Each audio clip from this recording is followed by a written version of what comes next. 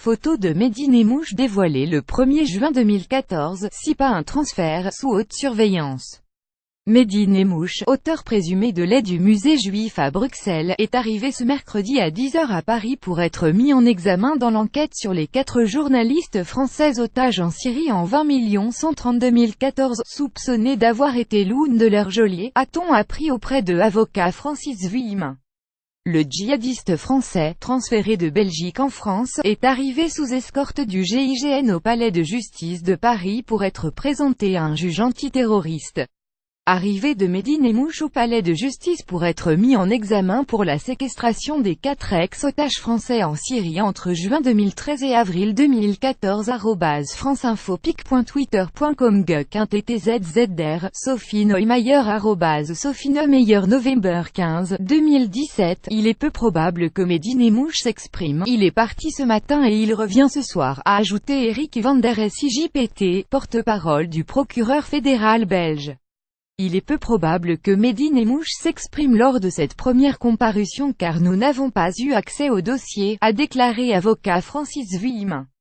Le 24 mai 2014, un homme avait ouvert le feu dans le hall d'entrée du musée juif de Bruxelles, tuant 2 touristes israéliens, une bénévole française et un jeune employé belge.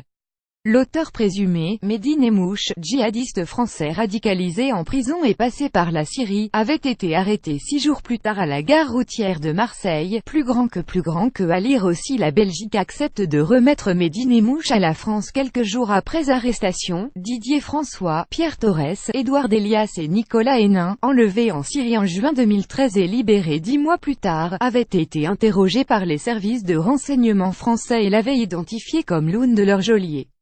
Nicolas Hénin l'a désigné comme étant Abou Omar le Cogneur. En septembre 2014, Le Monde avait révélé la présence de Nemmouche auprès des 4 journalistes en Syrie.